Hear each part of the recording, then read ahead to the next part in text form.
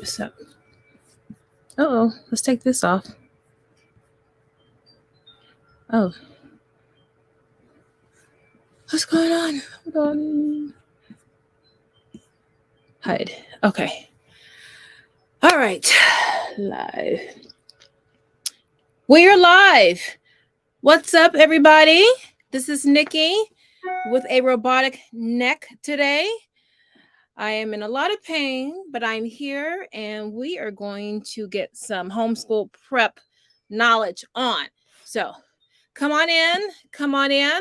I'm going to have gingerly a sip of water. Hey, everybody on IG. We are live on my YouTube channel, Homeschool Knockouts. The link is in the bio. We are talking about homeschool prepping for August and September. Plus, I have a freebie. The freebie is in my description box on my YouTube channel. So Sassy and Jana, y'all come on over. Come say hi. Come get your freebies. Come get your tips. Pakul, it looks French to me. Come on over and let's get started. All right, I'm going to take a sip. Y'all come on in.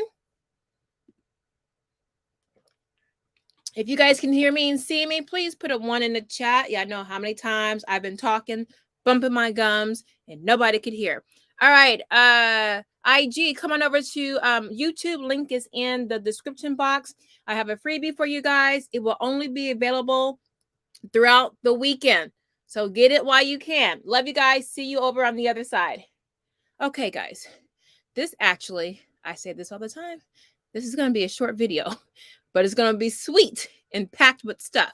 So for those of you who are new to the channel, my name is Niki, and I help to provide motivation, inspiration, and some modicum of practicality and reality into your homeschool life. That is what I aim to do. So come on in. We are talking some really good, fun stuff today. Hey, Natalie. That's a new name to me, Natalie, unless you've changed your name. Hassan, how are you?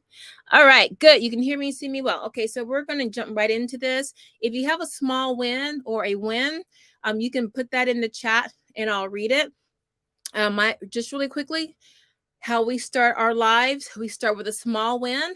The purpose behind that is to illustrate to others that you have wins all the time. You don't even realize it. So when you see someone else reflecting and taking note on what they've done, and you'll be like, oh, well, wait a minute, I do that. Oh, I did that one time. It's success. So I always like to refer to James Clear's book, Atomic Habits. 1% a day. The earth moves 1 degree a day, like 1 degree point something. So too can you. Okay, so out the way, let's just get started with it because I know y'all here for the freebies. So last week I said I was going to make a checklist for how to prep yourself before you start your homeschool. Ideally, you'll start in June and you'll have like a 3-month start. So 3 months out, you will be doing something. 2 months out, you'll be doing something. 1 month out, and then I would do like a weekly countdown. Well, so I made a checklist just for last week, but I'm going to redo this checklist and encompass, I'm going to add more things to it. And I'm also going to add like the weekly countdown and then what to do the day of your homeschool. So it's going to kind of end up being really an ebook, but I wanted you guys to get started. This is the nuts and bolts. Okay. I wanted you, oh, hold on. I'm holding this up. I made a screenshot so you guys can see something better. All right, so let me show that to you guys. Hold on. Oh man, I went to the gym. I had this.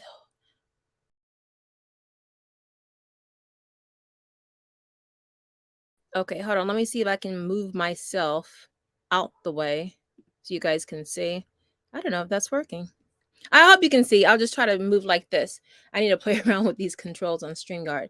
So this is the checklist. Let me make it bigger. I think I can. Press Shift 7. All right, didn't work. So I hope you guys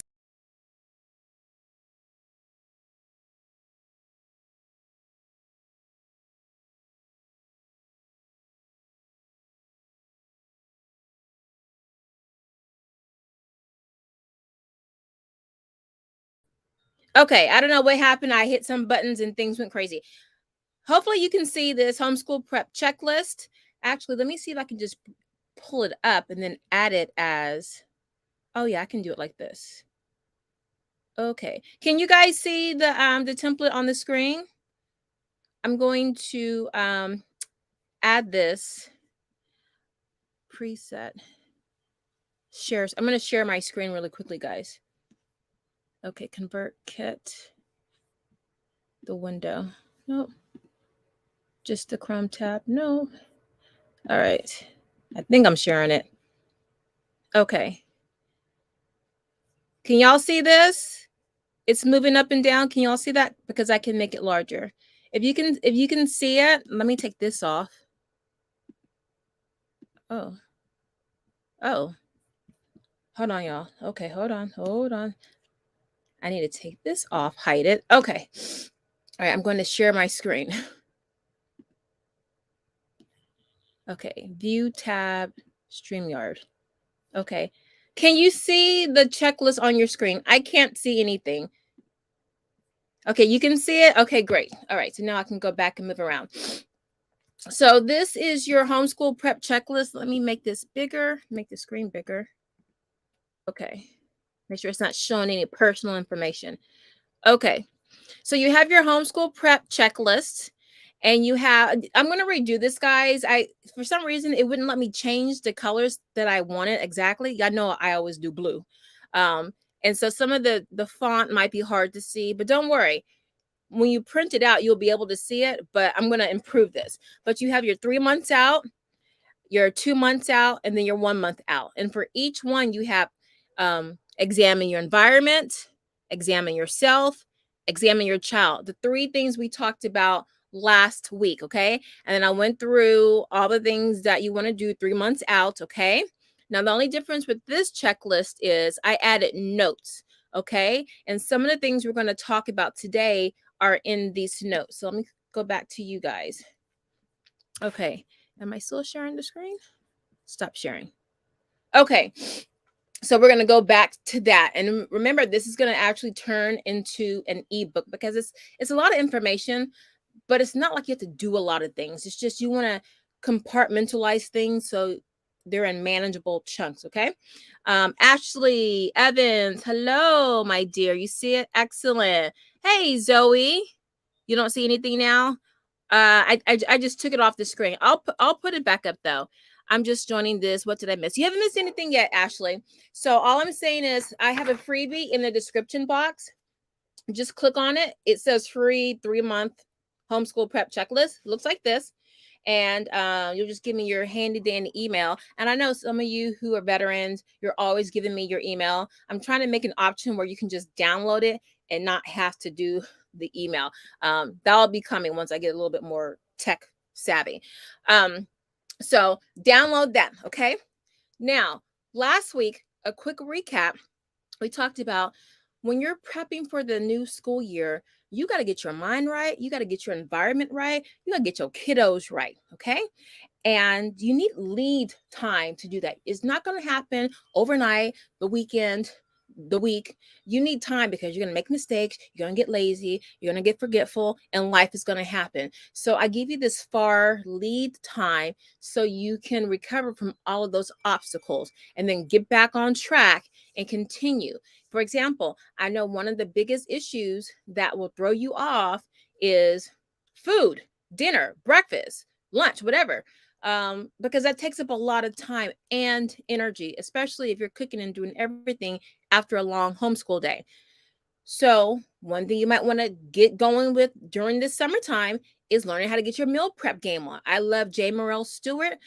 She's a big YouTuber. She used to have a homeschool channel that she sold, and she is the queen at meal prepping. There are lots of other people who do it. So you can like start learning how to prep, what kind of things are good for meal prepping. Then you start making your budget. Okay, I know these kind of meats or these kind of pastas, whatever. And then you can start slowly during the months buying your stuff, stocking it up, getting a little Tupperware, whatever you need to prep your stuff, or big Tupperware. So this is why I say you start now. So, oh, y'all, this is a heating shoulder drape. I don't know what you want to call it, because I had a workout and it's a really tough workout, but for some reason, during the easiest thing, I hurt my neck. And right here, it's really tight and I can barely turn my head. Yesterday was okay. Last night was okay. And then I slept on a pillow that I just took everything off because I had to like revamp and relook at what this pillow was all about. So I just ordered like some memory foam, some neck, friendly pillows, because that pillow definitely did not help me with my neck. Okay, but off of me. Oh, actually, the homeschool prep checklist, it's in the description box. So just look down there. I put it in there and it's ready to go. You guys can get it right now. Okay, so meal prepping. Maybe you're trying a new diet. You might want to start trying it now to see what it's like, so there are no surprises when school starts. For me, I have two big projects. One, I'm trying to print out all of the pictures of my kids. I stopped printing pictures when my oldest was like 2, and then I had 2 more kids. So my sister came into the rescue and said, "Oh, you can do digital albums and print everything out and it's organized." So that was a huge relief, but it's still a big project. So I'm doing a little bit at a time. I should show you how my setup is downstairs because I've set it up to where I can work throughout the summer before school starts. And when school gets closer, I'll have my countdown. Okay, this is what I need to start putting away. This is when I only need to focus on. Everything else can wait until the next holiday season or something like that. So start thinking of things that you really want to work on and start it right now. So that was the point of last week. Now for today, which was part 2 of the homeschool prep series. Oh, I left off. Also from last week, we talked about your kids. Reflection time, finding out what they like, what they don't like, what worked for them last year, or even if they were in public school, private school, find out what worked, what didn't work, what subjects they like. It doesn't have to just be school subjects. It can be anything in the world, okay? Because you'll use that information. That's intel. They'll use that information to help inform their writing, other assignments, okay? We also talked about getting a start on planning. Okay, so we cover the environment, you as a mom and dad, because you are human too, and then your child. So today we're going to focus on planning, scheduling. Well, we'll do schedules later. Planning, curriculum, and oh shoot, I forgot the third one. We're going to talk about planning, curriculum, and there's a juicy one too. It'll have to come to me. Okay. So, I know what it is because it's in my hand. We're really going to focus on those 2. So you've already started looking at how to get your homeschool space set up. You're already looking at things to make things run smoothly when school starts. You're checking in with your kids just to kind of see, okay, realistically, what can my kids really work on, or what can they do? I just read some of my DMs today, and 2 of them that stood out. One mom was asking about curriculum, about writing curriculum, and if I had a comparison video on writing curriculum, because right now parents are trying to figure out what am I going to use for my kids. So really, we should just have a video just on curriculum. And I know I need to put out a lot of pre-recorded videos on curriculum comparisons, because those seem to be the most popular on my channel, and I will do that. So right now is a good time to look at what curriculum you do have before you go out and buy anything. Okay, especially if you're thinking of going to some late season homeschool conventions. Okay, because I did. Oh man, next week I have a big surprise for you guys. Oh, I promise it's going to be huge. You're going to love it. But in the meantime, let's just talk about 2 months out now, okay? You're trying to figure out how to plan for the school year coming up. And if you're starting in August, that's in what, 2 weeks, a week and a half? So let's go. So planning. Now, I think it was Antoinette last week. She said, no, not Antoinette. It was I forget the woman's name. She's always doing amazing things with her kids. The name will come to me in a minute. Might have been Katesh. Love Katesh. But they were already starting planning. Now, there are two types of planning. You got your big macro planning and you got your small micro planning. What is macro planning? Well, I don't know where I have this free on my channel, y'all. Somewhere on my channel, on some older videos, I have free links to this homeschool planner that I designed, I think in 2020, okay, maybe 2019, 2020. I'll try to remember to put another link up, but I made changes to it. That's why I don't have new links up. But this mega homeschool planner, it's free, right? A lot of people don't like to use planners. I get it. I get it. You get the planner, you use it for 3 weeks, then you don't use it for the rest of the 37 weeks, however long you homeschool. Fine. But let me tell you the benefits of having a planner. Is number one, you have a record, especially if you live in a state where they want you to do record keeping. You better get you a planner and write stuff down so you're not scrambling at the last minute toward the end of the school year because you don't have nothing to show for what you did. Okay. Anyway, I'm going to have a video where I go over this because we're going to talk about just planning in depth. Okay. Like it's going to be action video where we do it together. Okay. But let me show you. So you have your macro planning.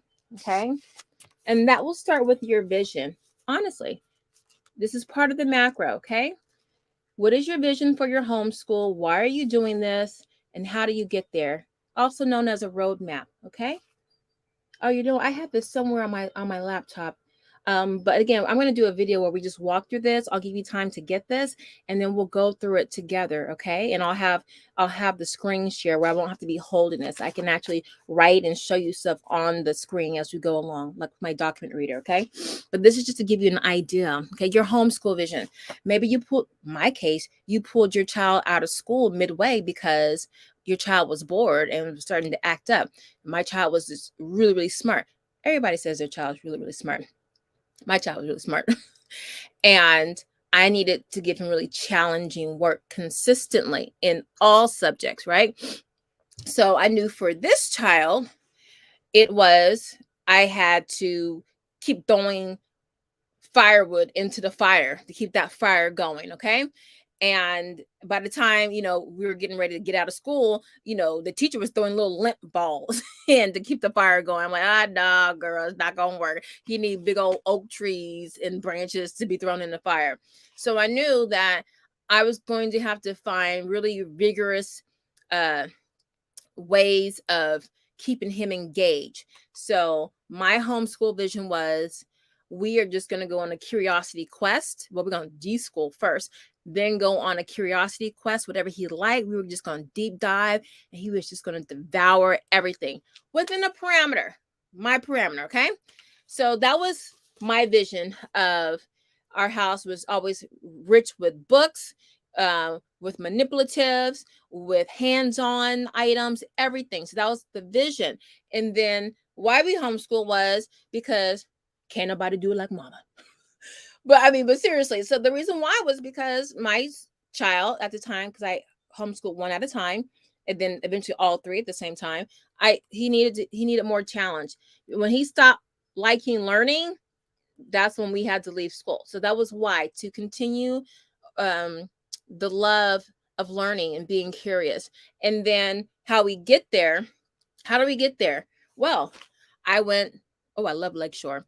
I think I still have some old videos of my trips to Lakeshore, which is this big teacher supply school.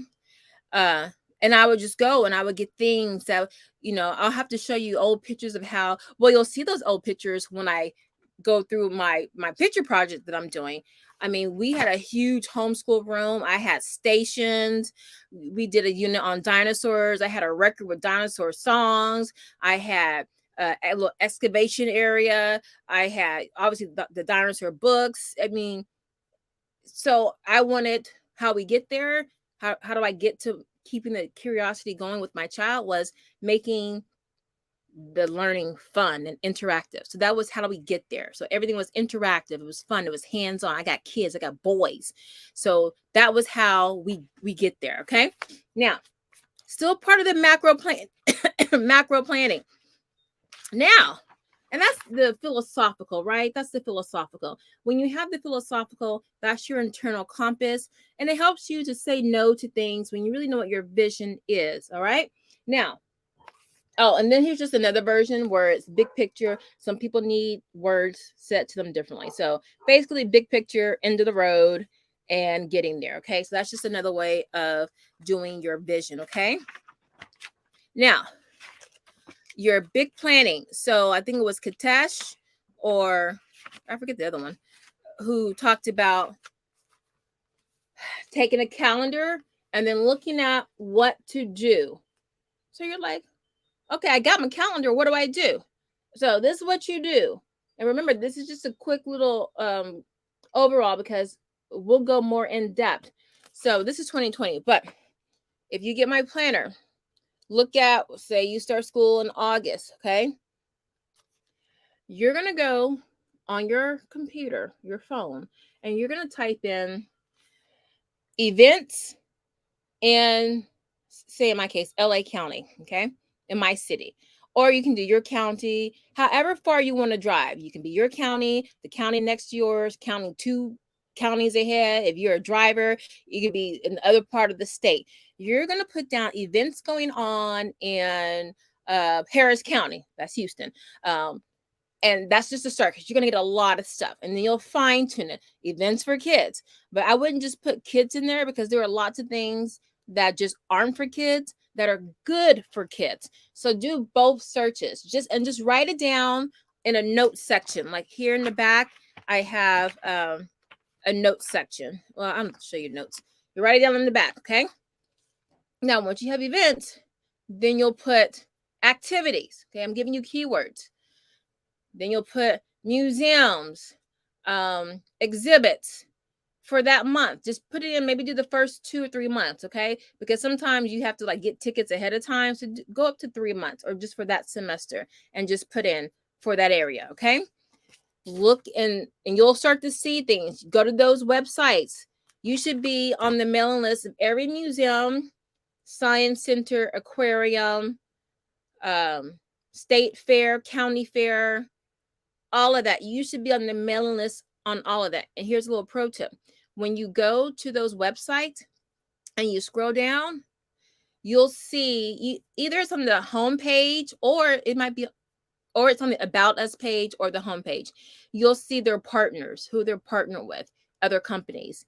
And then that will give you more places to look at, because a lot of times, they'll be similar in scope. So like, for instance, like at a museum, say a contemporary museum, they might be in partnership with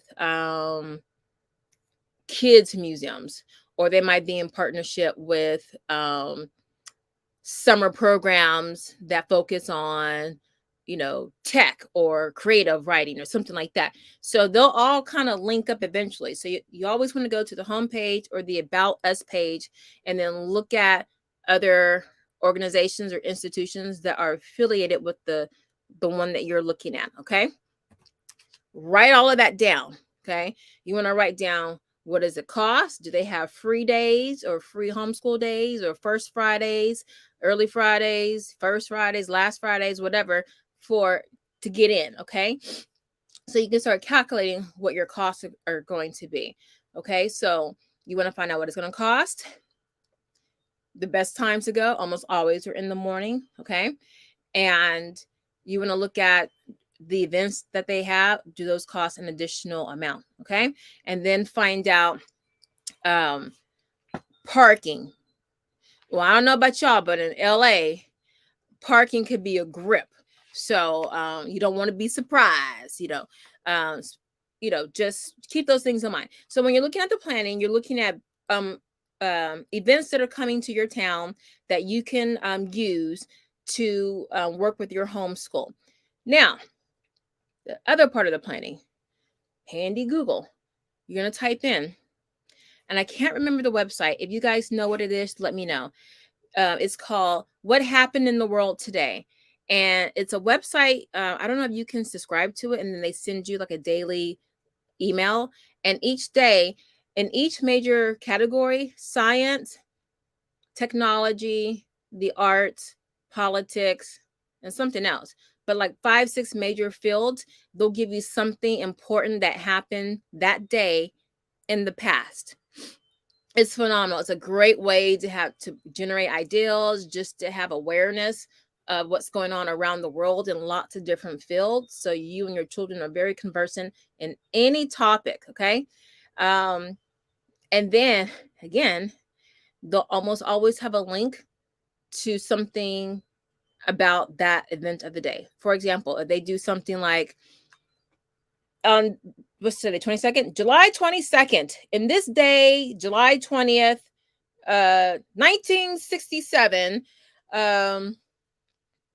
the first orca whale, destroyed a ship or something like that. At the bottom of that little email message thing will be National Geographic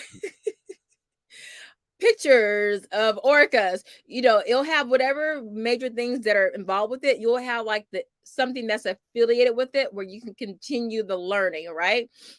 National Geographic, that's a good. Smithsonian, these are websites. Go join, get on the mailing list.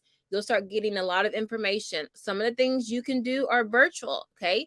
I love the Smithsonian because my kids are into war and they have the largest military museum in the country. We're not going to DC anytime soon. But they do have a nice virtual wait, I don't think it's for the military one though. But I'm going to see if they have a virtual museum. But there are virtual options, so you can make it a day with your kids or half a day where you can do it virtual. Okay, so that's part of the planning. That's the big part, finding out what's going on, because those dates and times are kind of immovable, right? Especially if it's a short period of time that an event is taking place or an exhibit. So that's the big macro planning. So you want to put that in your planner and write down, how long is this running? What are the hours? Okay. And then once you have, there's something in my nose, y'all. So then if you have something coming up, you're like, oh, okay, you know what? Well, we can't do it this time because we're going to be going to the museum. It helps you to say no to things or to choose things wisely. Okay. So start with what's going on, get on the mailing list, and then write it all down in a calendar. And look, actually, this is not the best calendar to do it in. What is this? Hold on. Because I think I made just a basic 30-day calendar. Oh, it's in here. Hold on. Hold on, y'all. All right, I got monthly calendars in here. Or do I? Don't I? Yes, I do. Toward the back. All right, so hold on. That's an old one. So you'll go to the back of your planner and you'll for each month just pencil in King Tut exhibit. Write the start date and then write it on the side here so you know. King Tut experiment exhibit runs September 1st through October 29th. Put it there and then just jot it on here, like when it ends, when it starts, and then go see what's a good time to go based on what you're doing in history. Okay. So that's your macro, looking at those big things. Also, if you belong to any co-ops or any classes, go put that stuff down right now, because those things are immovable. Okay. You can't just change it up. Put all that down. So those are going to be like your kind of non-negotiables. And then once you have the big macro down, you can go to the micro. Now, what's the micro, you might say? You might ask. Okay, let me see if I have any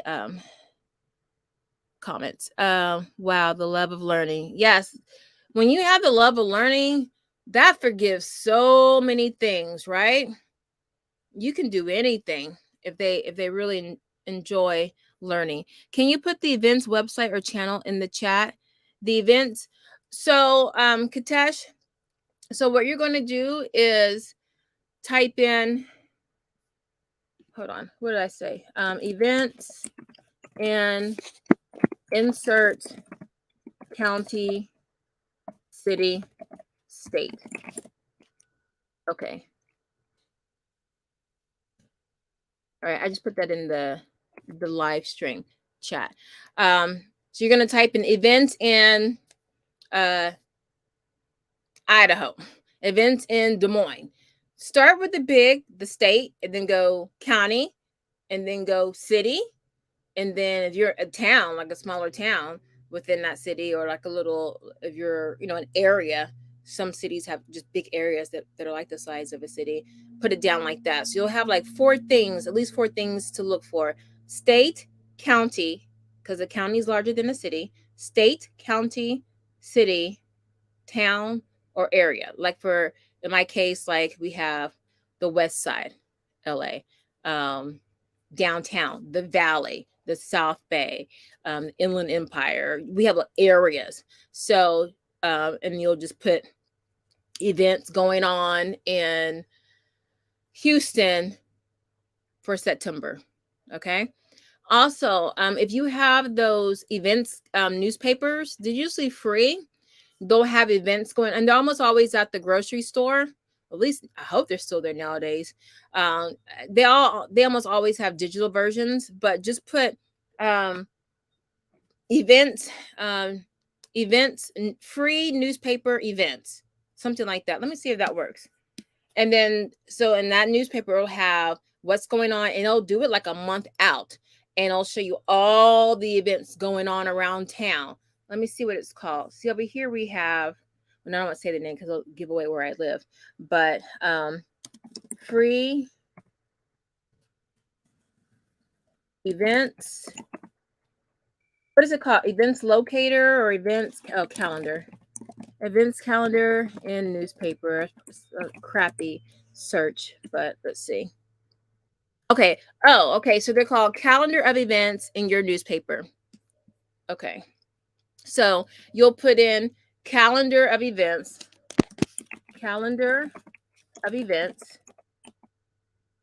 and then do the newspaper where you live, the smallest one you can find, because that means things are local, and then do it for your city.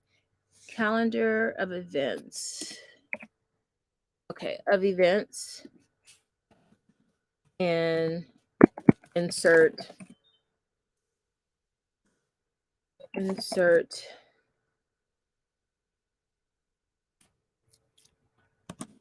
city, newspaper, county. Okay, guys, county. You get the point. State. All right. So I just put that in the chat there for you guys. So check that out, okay? And then that's it. Don't get overwhelmed, okay? That's the macro part of planning.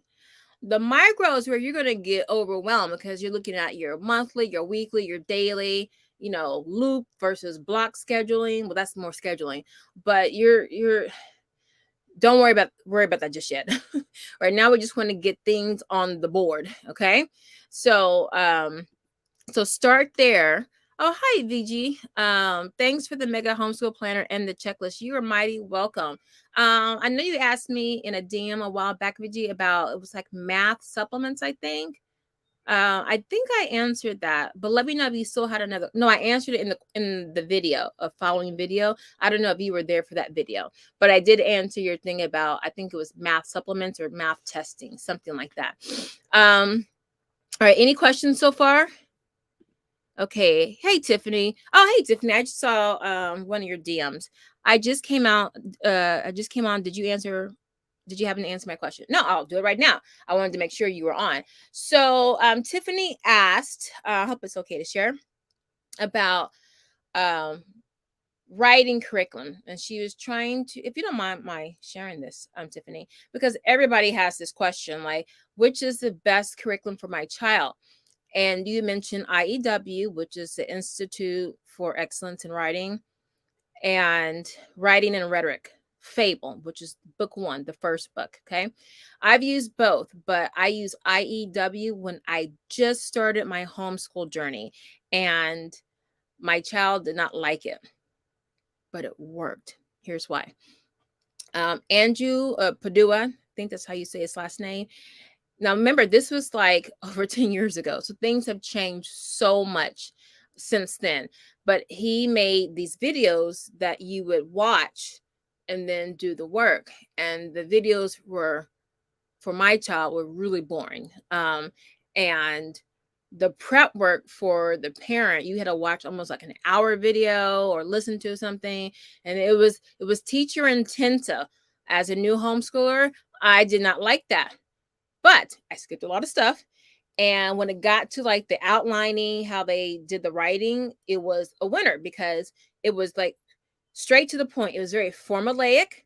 There was no thinking, digesting. It was like 1, 2, 3, A, B, C.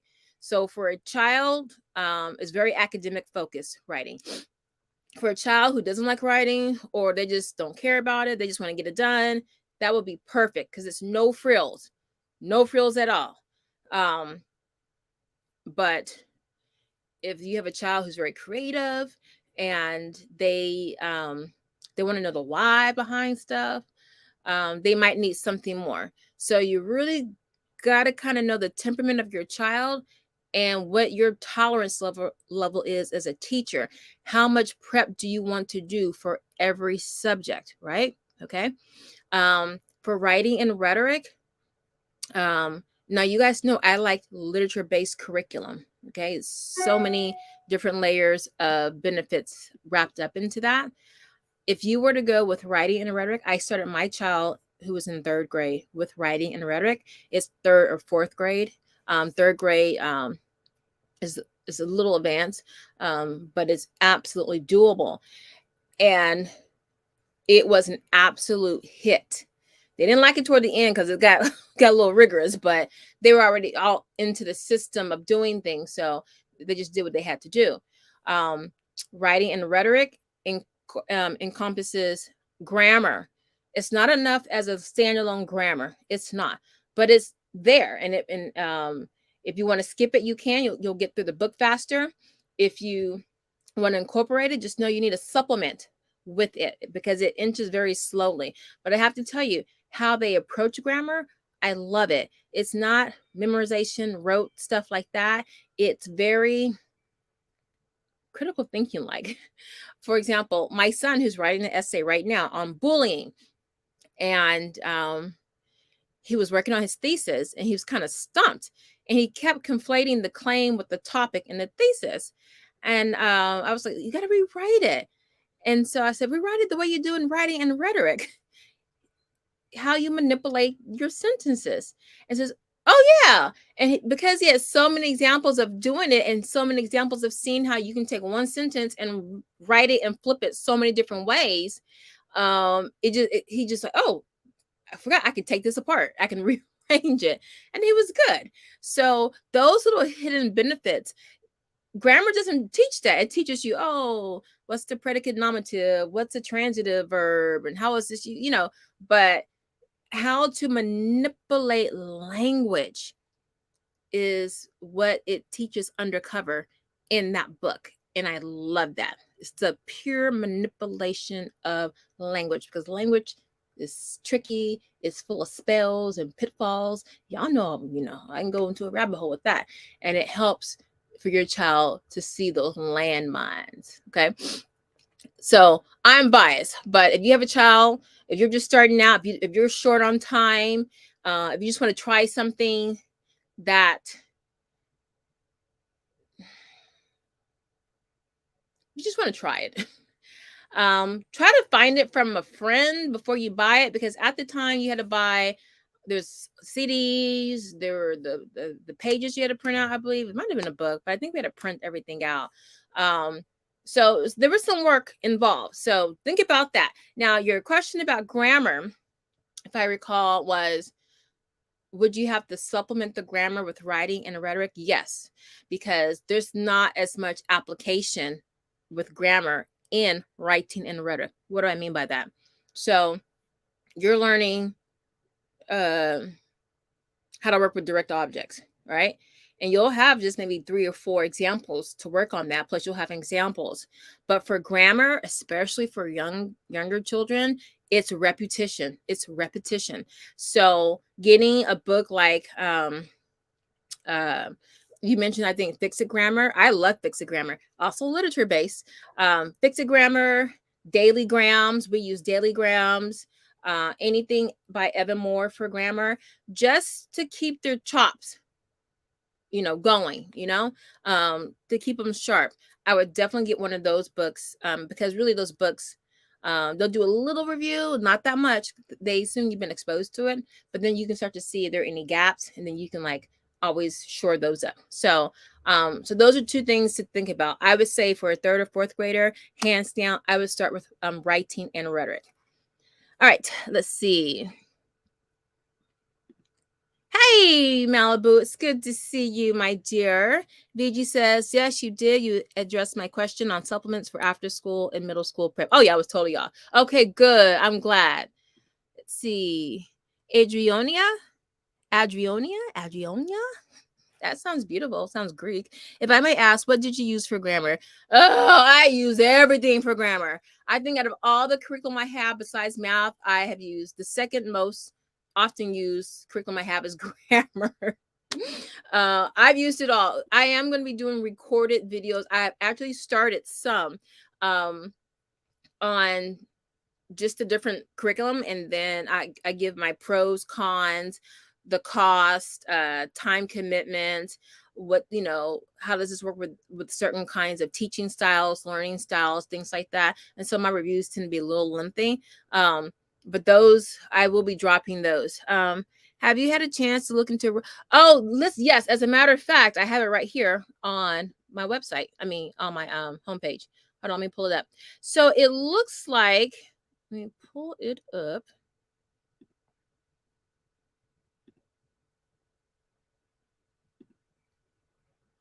Right, hold on, I have 50 million windows open. Where is it, Katesh? Okay, here we go. The writing. Let me share this. Okay, let me share this really quickly. Wait, let me get to that in a minute, Katesh. Let me answer Tiffany's question. We have it, but the kids don't care for the videos, and they do prefer writing and rhetoric. So I was thinking of just doing fixed grammar and rhetoric together.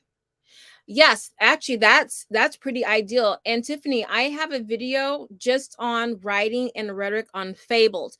I show you how I use it. I show you a schedule. I give you examples of schedules, things that I've used. I think it's one of my highest rated videos on my channel.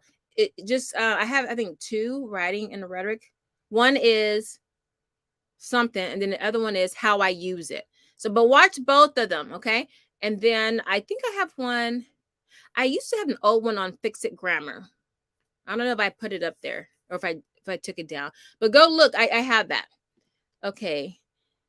Adrionia. Am I saying that right? Adrionia. You're welcome, my dear. Okay, so Katesh. So last week, Katesh asked about the writing revolution. So I went and checked it out. Let me share that screen.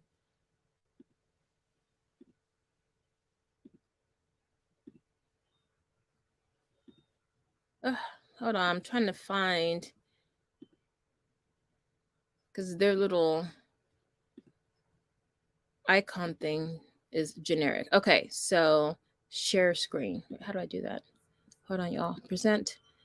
Okay, share screen. Okay, so what Katash is asking is about,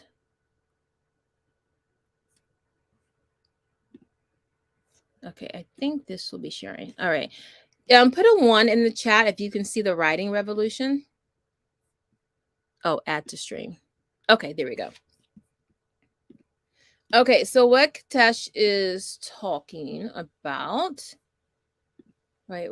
Okay, is this the writing revolution? Okay, so for those of you interested in like a different approach to writing, I would recommend, well, I haven't used it, so I don't want to give a recommendation, but I'm very intrigued by this because when you look here and you look at all the aspects of writing is such, people don't realize the cognitive abilities, physical, mental, that are involved in writing, especially with younger writers, like in elementary school. It is a lot. So you're looking at note-taking, revising, summarizing, and you can start that early. You can do a slow drip approach where you're incorporating these macros right here. Hope you can see my arrow, okay? But you'll start here at the basics with sentences, like what is a sentence, okay?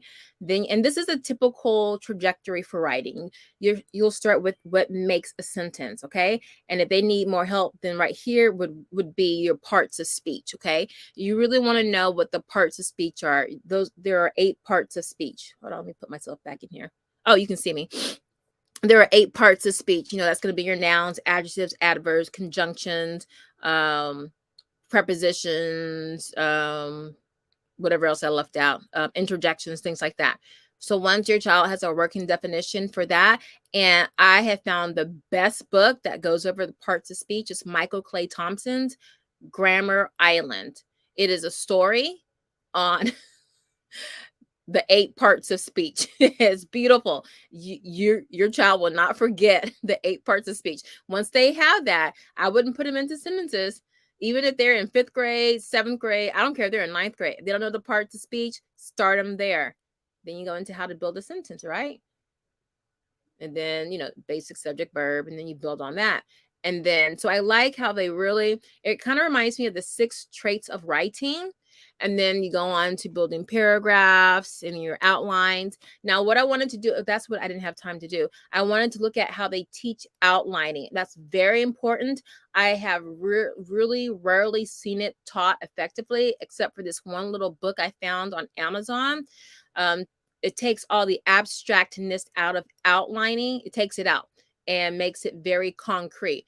And then you move on to, as you get older, like late elementary, early junior high and on, you start going into, your different kinds of paragraphs, okay? And then obviously you have your more advanced with your academic papers and your arguments, things like that, which is what my son's working on now. He's doing an argumentative essay. So I like that. So I really want to see if I can take a class, just what do you call it when you're sitting in on the class? I forget. What is it called when you're not taking the class, but you're sitting in on the class? I forget what you call that. I want to do that to it's something in the class. Anyway, that just to see how they're teaching that, okay? Because everybody has a method. They have this Hockman method. And this is why this reminds me of the 6 traits of writing, because it's not a writing curriculum. It is a method for how to teach writing. And so I want to see how this compares to the 6 traits of writing. I'm getting a little bit of the vibes, but I don't know. So I do want to check this out and see. And I might need to contact them just to see if I can just what do you call it, guys, when you what do you call it when you're not sampling a class, when you're I forgot. Anyway, but when I have time, I want to check that out, because so many people struggle with writing. And if you can really have that core down, like with the 6 traits of writing, which I'm definitely going to do a video on, then you can really do any kind of writing curriculum. Doesn't matter. Okay. I wrote something about why your child's learning style really shouldn't matter that much when you're teaching. You can inform it, but it's not the end all be all. And so I'll go into that more later. Let's see. Tiffany says, I actually saw that one. It got me to try it.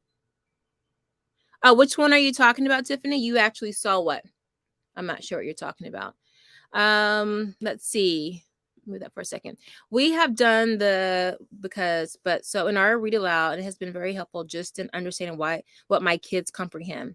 So you've done, which one, Katesh? Are you talking about writing and rhetoric? Because they have the tell it back, just to understand what my kids comprehend. So y'all help me, because I might be having a brain fart. I'm just not understanding some of these questions or comments. What's the name of the book from Amazon you said on outlining? Oh, outlining. Let me show you. Let me show you what it looks like. Outlining. Amazon. Yes, leave. it is literally just called Outlining, and it's a treasure chest on the cover. Outlining book, an open treasure chest. Ooh, that did not feel good, girl. Don't do that again. And here's the thing. Hold on, before I share it, hide my info.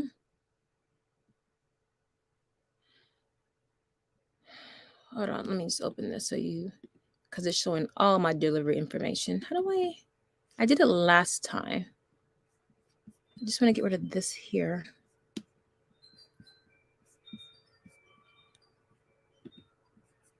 Okay, image. Okay, here we go. I think I can hide this. All right, hold on, guys. Hold on. I just need to change something real quickly. Okay, that is hidden. Some of y'all are stalkers. All right, I don't think you can see anything, so let me share my screen. So this is the book, guys. I'll stop sharing this screen. And let's share this one.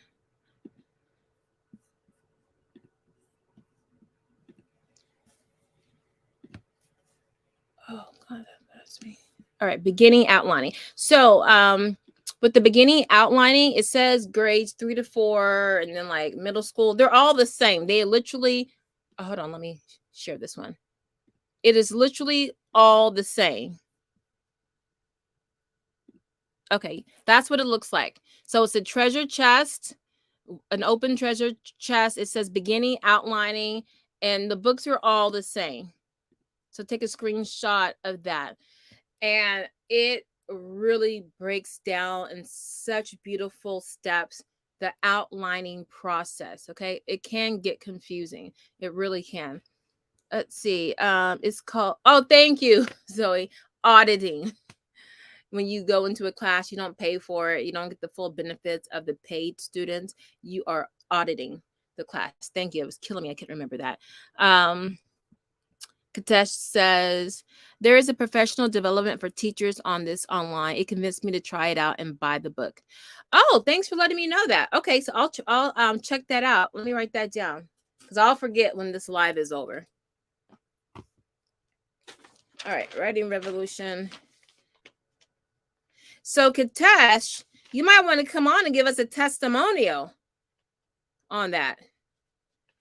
I mean, because I would do it. What is it? You said the PD for teachers. I mean, Mike, I'm good with writing and rhetoric, but I would learn just so I could help other people have another choice for their writing. But I'll definitely do more research on that, Katesh. Thank you for bringing that to my attention. Your writing video for writing and rhetoric. Oh, you saw it? Okay, great. Awesome. All right. We're gonna wrap this up in just a minute, guys. Oh shoot, did we finish? We didn't even talk about curriculum. All right. And I was supposed to come on earlier this week, but I hurt my neck on Wednesday. I was in bed all day Wednesday. No, Tuesday I had class.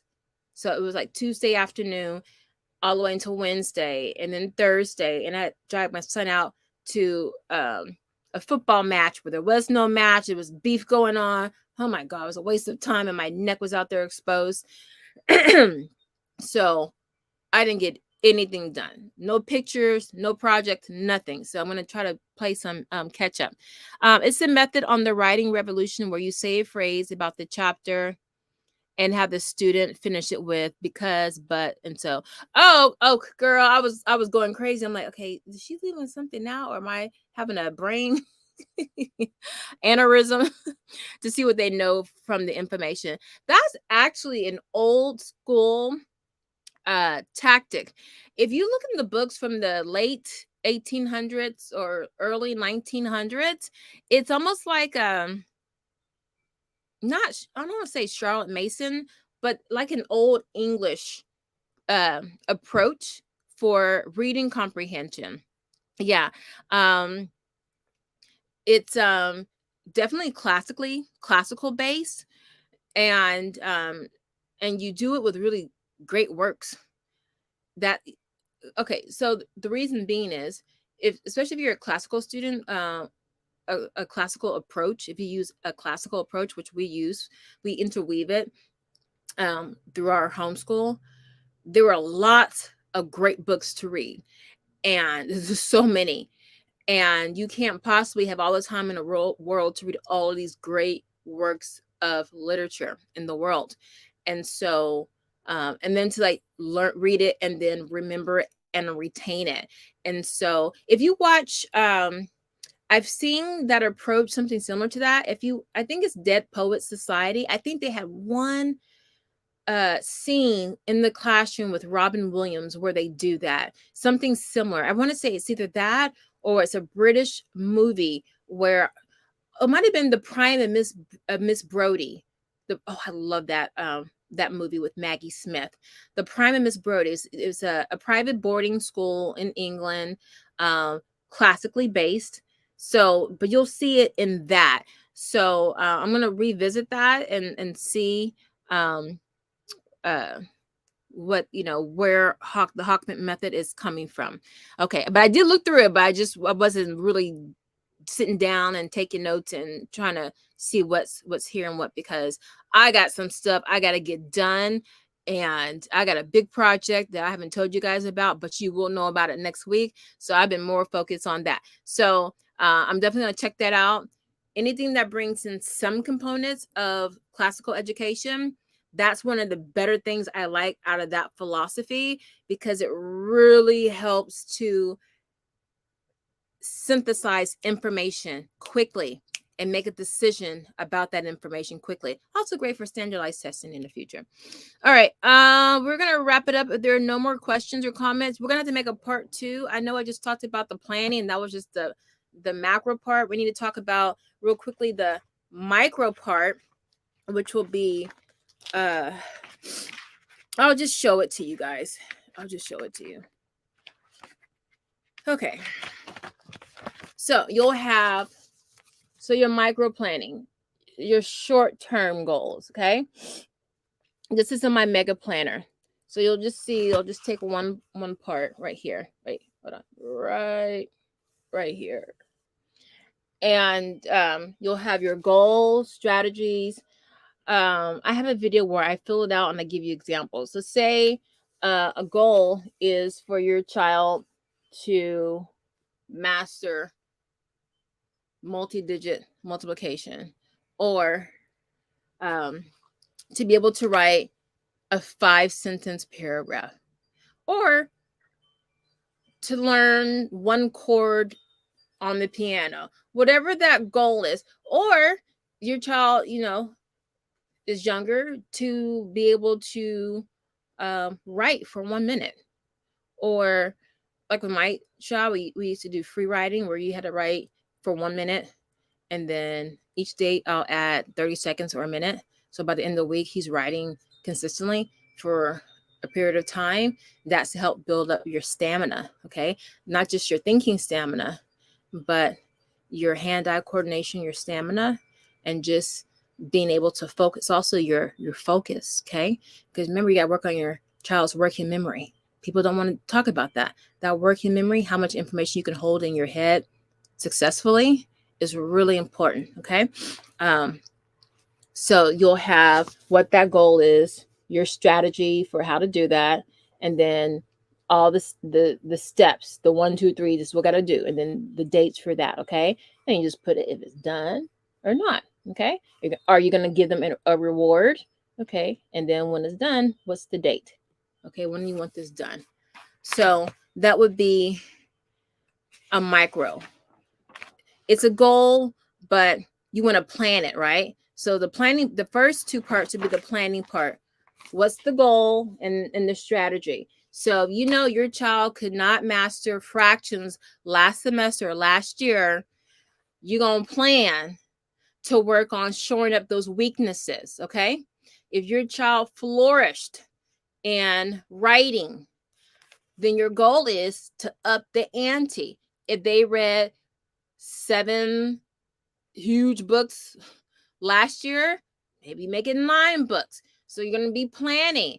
And the plan would be, okay, so we had to go buy some more books, or Maybe the way I was teaching or the teacher was teaching fractions doesn't work. Maybe you're more hands-on. I might have to get my hands on some manipulatives. So that's all part of the planning process, okay? You have long-term goals. This could be at the beginning of the school year. Okay, y'all know I always give this example about my child. This is the youngest one. He had no writing stamina at all. And I told him at the end of the year, you're going to be writing essays upon essays. He's like, no, I don't want to. And more, he said. So the long-term goal was to be able to write a single 5-paragraph essay with little prompting from mom. It's almost like writing a rubric, but a very gentle one. You know, go through the 5 steps of the writing process successfully. What does successful mean? Well, if at the end of what he's produced, if I understand what he's saying, I don't worry about the grammar, spelling, punctuation. I'm worrying about the process of it. If he understands how to go from a thought up here to a final project on paper or on the computer, that's what I'm concerned about. So you will have the long-term goals. So for the first month, we'll focus on that's the writing revolution. You can bring that in. The first month we'll work on these mechanics. Next month, this. So you see how you have more lines? You can do month to month or week to week. Okay. And then just use, the next page to do another month. If you want this just to be 1 month of information. Okay. And then, but I would just use 1 page so it doesn't get cluttered. And then you can put the milestones. So say in September, your child was writing for 2 minutes. By the end of October, he was up to 7 minutes. Okay. So you write those milestones because that progression, seeing your progress, however small, really helps. So from here to here looks like nothing, but to all the way to say your end of school is May, he's writing for 30 minutes straight. But he looks here, he's like, oh my God, I was writing 2 minutes. Now I'm at 30 minutes. Then they start to get an ego. Now they're like, man, I wasn't doing 2 minutes. Oh, yes, you were. No, I started off with 10. No, you started off with 1 minute and 40 seconds. I just rounded up to 2 minutes. So then they get proud of, to see how far they come, which is a life skill. That's a character trait, like Charlotte Mason talks about, laying down the rails, laying down the foundations. It's not just about academics. So for this, you'll have a more long-term range, right? And these are for things where you see there are real foundation gaps, whether it's academic or internal. You got a lazy kid.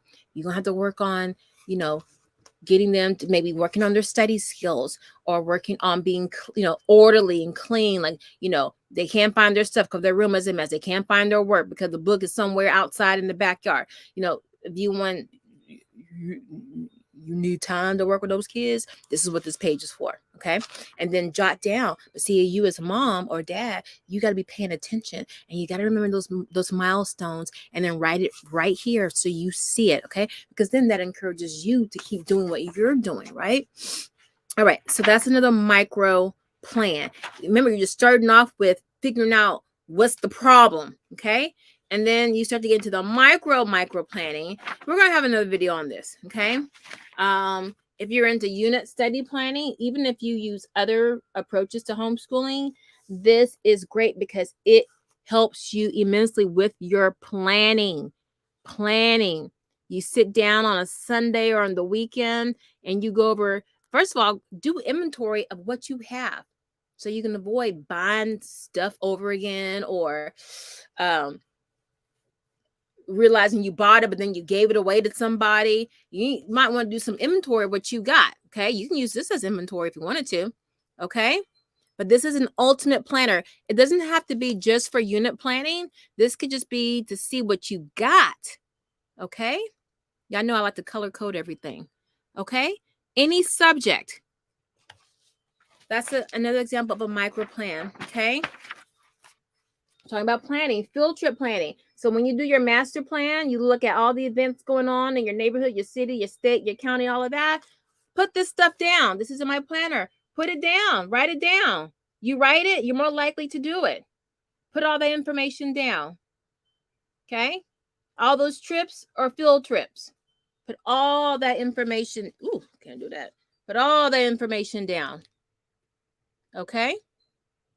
Well, y'all, we're gonna have a day where we just go over this planner. Okay? There's some more. We're supposed to be talking about curriculum. That's not gonna happen because I'm long-winded. We'll do another video. Actually, I might have to do like 3 or 4 lives next week. We'll do, because we're getting close to when school starts. Curriculum. Okay. If you have a homeschool convention coming up, you went to a homeschool convention, or you just got a lot of stuff, or you need a lot of stuff. Okay. Got to get that budget. You got to put all that stuff down for each of your kids. All right. What else? All right. I have curriculum budget by subject.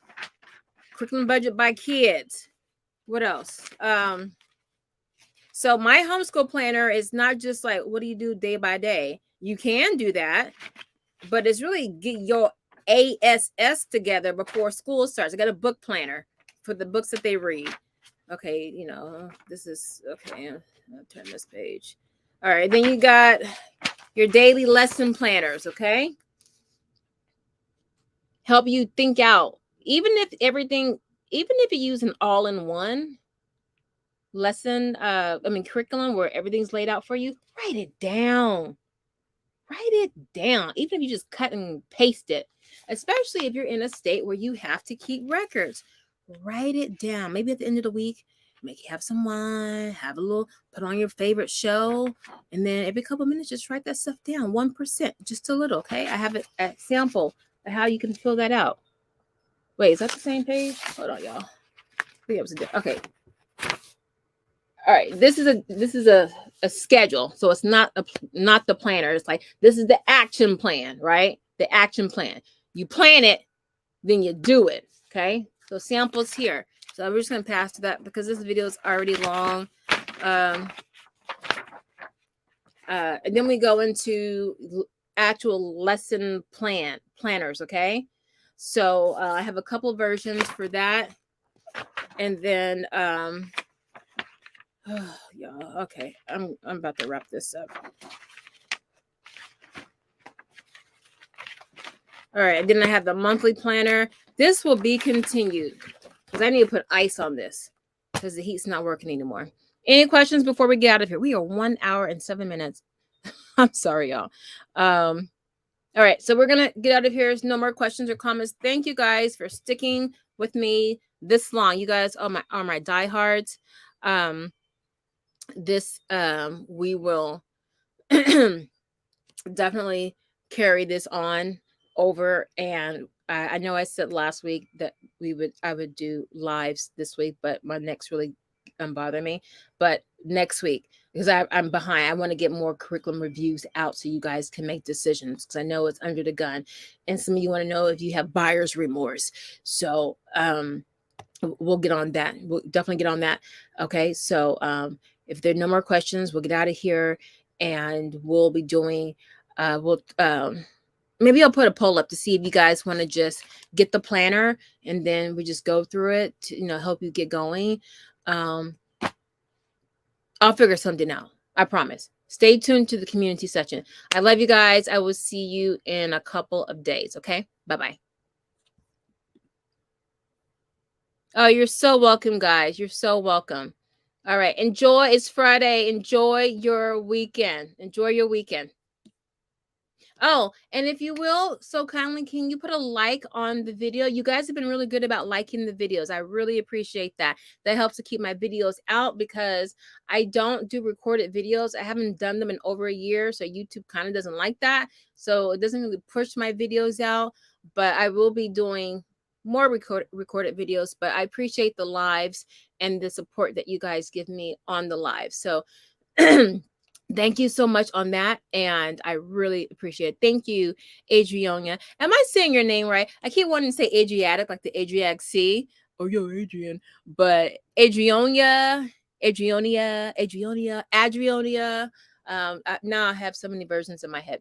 But we'll definitely be doing more lives because I want you guys to, oh, you know, I'm going to put up a poll to see when you guys are starting homeschool. That will help me know how fast we need to move with the curriculum reviews. All right, guys, I'm out of here. Enjoy your weekend. I love you so much. Bye-bye.